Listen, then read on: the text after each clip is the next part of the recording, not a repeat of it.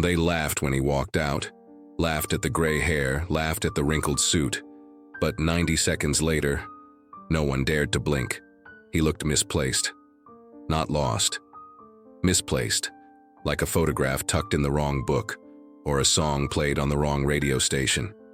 His shoes scuffed. His posture too straight for someone so worn. And in his hand, a single folded paper clutched not with confidence, but with reverence. The lights beat down on him, harsh and artificial, exposing every line on his face like time itself had carved. Its initials into his skin. The crowd stirred. A wave of titters passed through the audience like static on a weak frequency. "He's here to sing," one of the judges muttered, arching a sculpted brow. The central judge leaned forward, eyes half-lidded, voice syrupy with derision. "So, you're here to sing?" A pause, then a nod. Slow, intentional. "Yes, sir," he said, voice dusted with gravel. "An aria."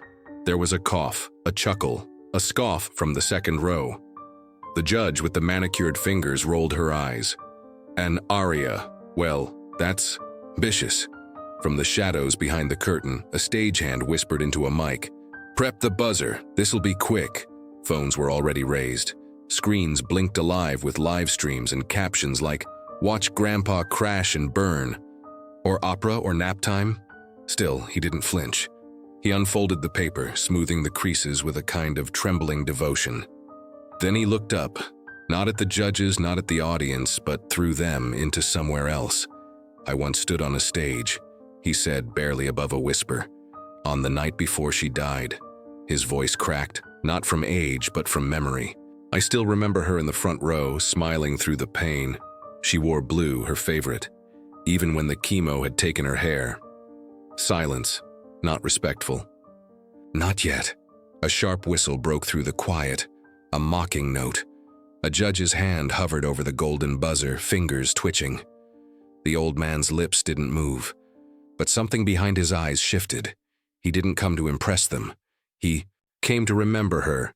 And sometimes memory speaks louder than applause. A light flickered above. A fly buzzed near the camera lens. The audience stopped laughing. One judge frowned, another leaned forward. That hand still hovered over the golden buzzer. Even the air seemed unsure, and then he sang. The air in the studio turned thick, like something unseen had entered the room. Something ancient, unspeakable, heavy with dust and memory. But it hadn't arrived yet. It was still curled inside his chest, waiting. Because before he opened his voice, the world needed to finish mocking him. And mock him they did. The judge's hand, still poised over the golden buzzer, trembled slightly, not with hesitation but with eagerness. He was ready to dismiss, to eject, to cleanse the stage of what he assumed was another delusion.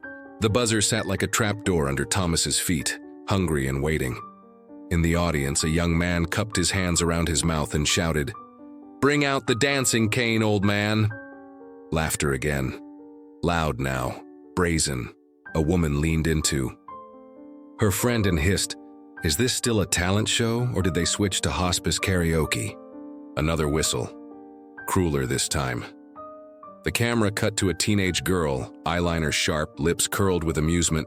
She was live streaming on her phone, and her comment feed exploded in real time. "OMG, this dude's for real? I'm scared to listen. Y'all, this finna be painful." Still, Thomas stood there, his fingers gently tightened around the microphone stand. His eyes, those still lakewater eyes, stared into the lights as if daring them to blind him. The buzzer judge cleared his throat, lips curling. "Well," he said, loud enough for the audience to hear, "if this turns into a eulogy, someone, bring tissues."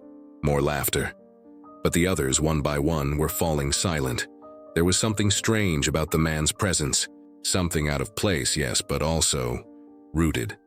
Grounded like a tree that had stood through 100 storms and was still somehow here, still somehow upright. The central judge narrowed his eyes. He lowered his hand from the buzzer. "Mr. Grady," he said with an edge less sharp than before, "you may begin." But Thomas didn't begin. Not yet. Because music, real music, does not obey the impatience of men. He closed his eyes, and in that breathless pause, something cracked open.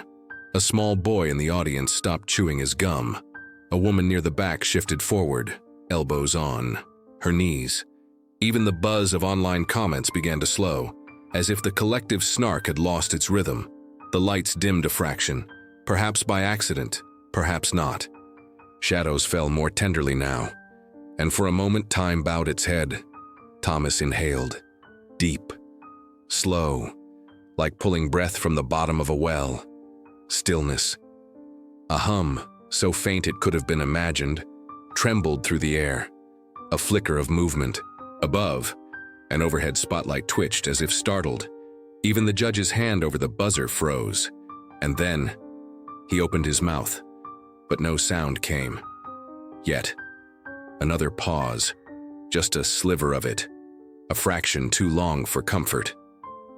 A hesitation pregnant with memory, because the sound he was about to make wasn't just music. It was grief, given shape. It was devotion, returning from exile. It was her smile in the front row, the one he spoke of. Blue dress, fragile frame, the way she clapped even when her fingers ached from the chemo, the way she whispered, "Sing for me," the night before the cancer took her away. That moment, that face, that plea, they lived in his lungs now, and when he finally sang, when that first note broke free, it was not a performance, it was a haunting, not loud, not yet. Just the first breath of aria, trembling on the edge of power, and the room forgot to breathe. The judge's hand fell away from the buzzer entirely. The teenage girl lowered her phone without realizing. Someone in the back whispered, "Oh, my God." And on the live stream, where only moments ago the feed was mockery, comments began to change. "Wait, that voice? Holy, this is opera?" "I just got chills." He kept singing, one note, then another, climbing, stretching. A voice aged like oak and fire. A voice not built for pop charts or fame, but for truth. It had fractures, yes, but like stained glass. Light poured through them. His voice rose, and with it, something unspoken inside the room rose too. The laughter was gone, the jokes forgotten, and as the aria climbed into its second phrase, a quiet fell so deep that the hum of the studio lights suddenly sounded deafening. For the first time in the show's history, not a single person reached for the buzzer, because now they knew. They were not watching a contestant, they were witnessing a reckoning. He sang, and with each note something fractured, not in him, in them. What broke wasn't his voice, it was the scaffolding of assumptions, the iron certainty with which they'd written him off before he'd drawn a single breath, and it didn't break like glass all at once. It cracked in layers like ice under sunlight, slow, painful, undeniable.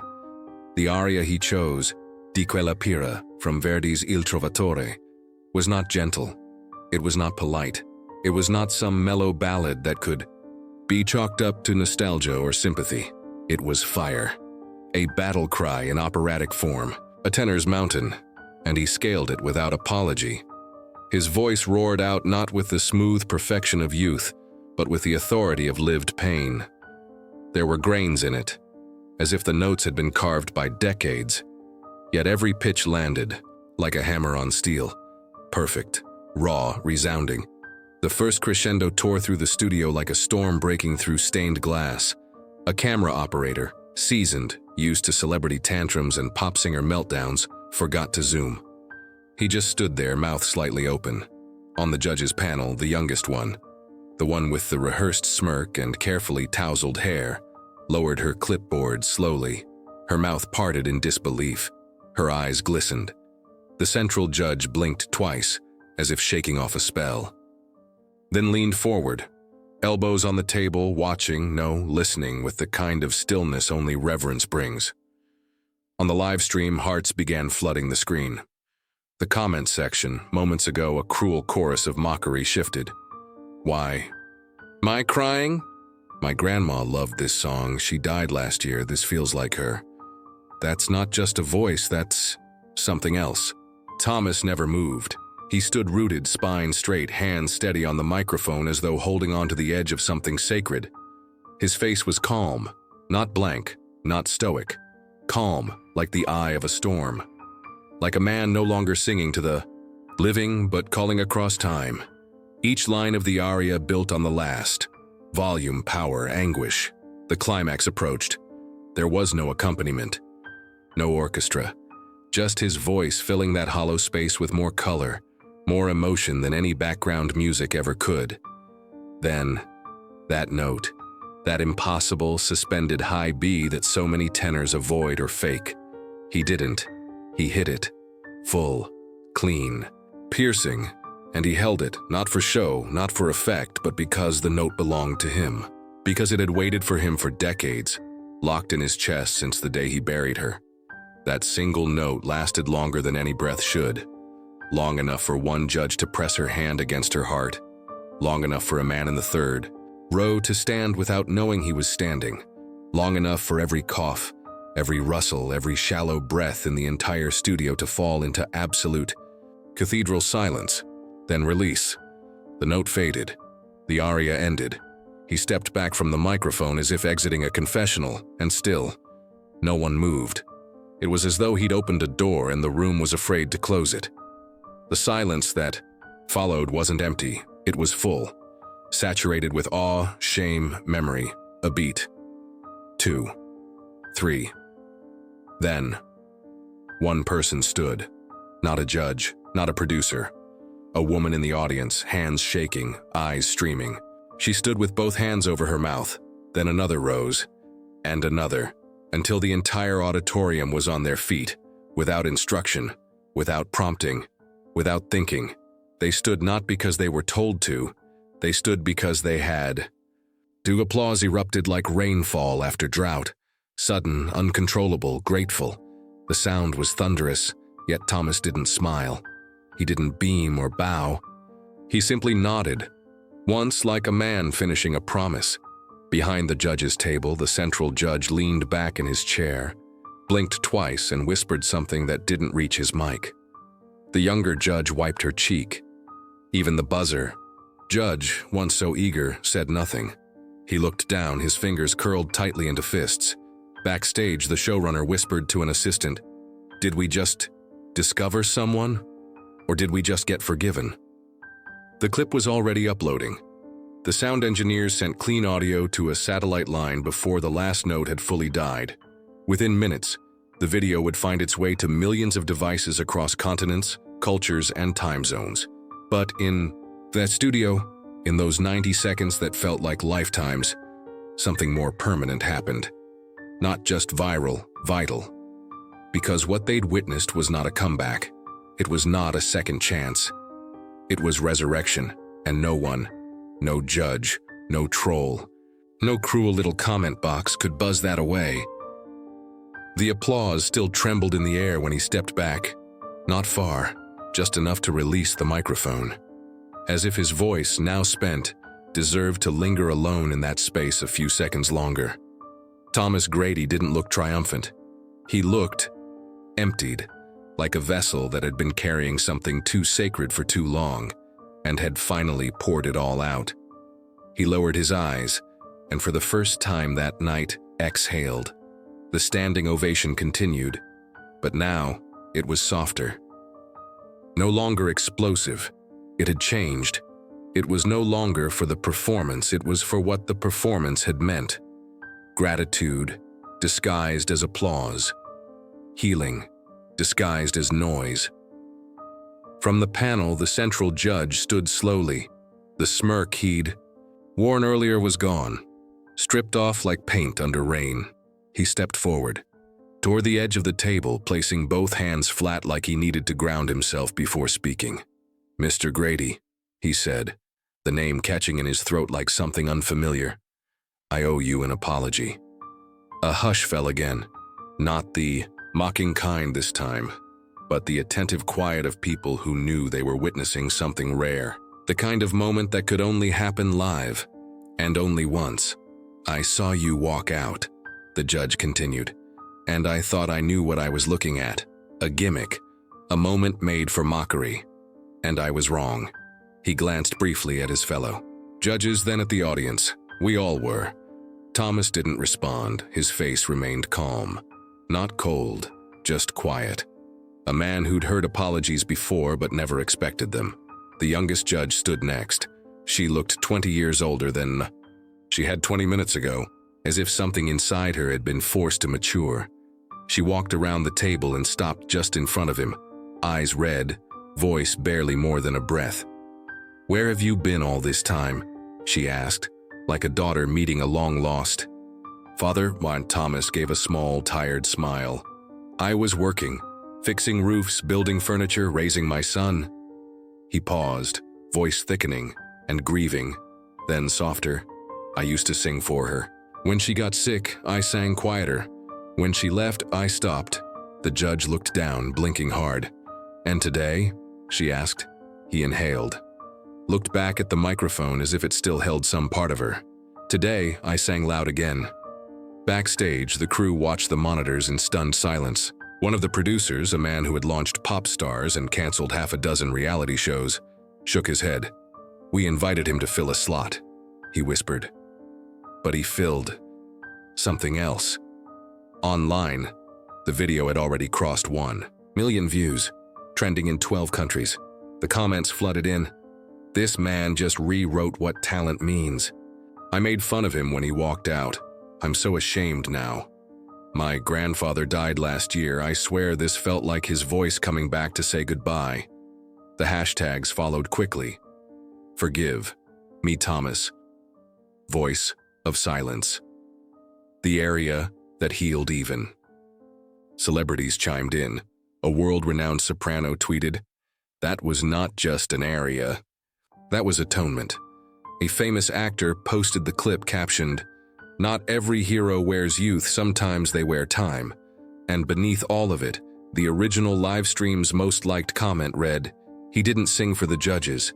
He sang for someone who couldn't clap anymore." Back in the studio, the moment softened.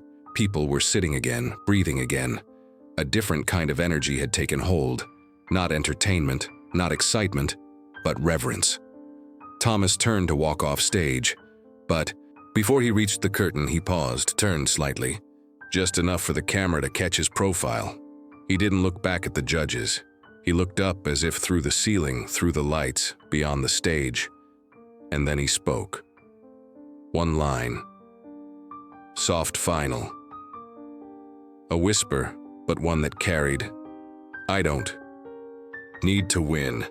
I just needed to be heard." Then he disappeared behind the curtain, leaving only silence, and a room full of people who had no choice but to hear him still. Thomas didn't stay for the after show.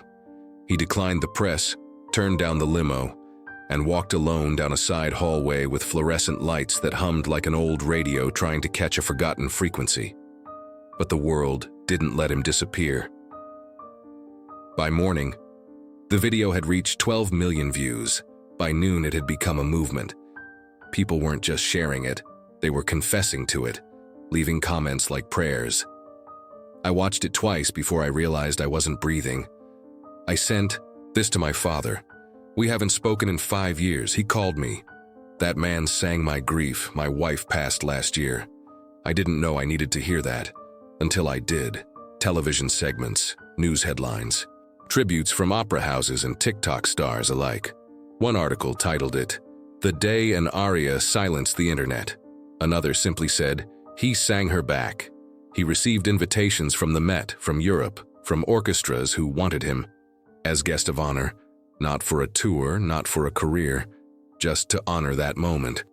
But Thomas wasn't chasing any of that. 2 weeks later, he stood again backstage, not at a talent show this time, but at a concert hall. The kind where the walls are dark wood and velvet, and every footstep feels like a memory. The event was called The Second Note, a tribute to voices forgotten, to artists who never got their stage. Thomas wasn't the headliner. He was the beginning, and that was enough. Behind the curtain, a young stagehand handed him a wireless mic and asked, "You nervous, sir?" Thomas smiled gently, smoothing down his jacket. "No," he said. "She's already heard it once." The house lights dimmed, no fanfare, no intro, just a single spotlight. He stepped into it like walking into sunrise, and again, he sang. But this time, it wasn't a reckoning. It wasn't pain tearing through silence. This time it was soft, not because he was holding back, but because he could now, because something had been released inside him that night on the talent show stage. Grief that had grown too heavy for silence to contain. His voice floated full and round, but touched with peace, like someone singing not to fight back tears, but to bless them. In the front row sat his son, and beside him, Thomas's granddaughter, no older than 7, hands folded tightly in her lap, eyes wide, watching her grandfather shape magic from breath. When he finished, he didn't bow. He looked out at the audience, at every upturned face, and said, "Thank you for listening." No one clapped right away. They didn't want to break it. But when they finally did, the applause was different. No longer thundering, no longer desperate. It was like a collective exhale, like forgiveness. Later that night, in a quiet hallway outside the dressing rooms, a young singer stopped him. Her eyes red, her voice shaking. "Mr. Grady," she whispered. "I almost gave up. I thought maybe I was too late, too old. But then I saw you." He placed a hand on her shoulder. "You're not too old," he said, then with a quiet smile. "You just haven't sung your second note yet." Online, the clip of his final concert would circulate quietly, not viral like the first, but like a candle passed hand to hand. People watched it not to be shocked, but to be soothed. A comment on that second video read, "We clapped for the first note, but we stayed for the silence that followed." And beneath that, pinned at the top, the final caption, "Don't judge a voice by its wrinkles. Don't bury your dreams just because of time." Somewhere, years from now, a young artist will scroll past a video, see an old man in a gray suit, think it's nothing, then press play and hear something that makes them stop and listen. If this story touched your heart, share it. Not because it's trending, but because someone out there is still quietly holding onto a dream in silence. And maybe all they need is one voice to believe it's not too late. Follow for more true stories that awaken even the hearts that forgot how to feel. Comment, "I hear you," if you've ever felt invisible. Share this video as a message. Age is never the end of a story, because sometimes one voice is all it takes.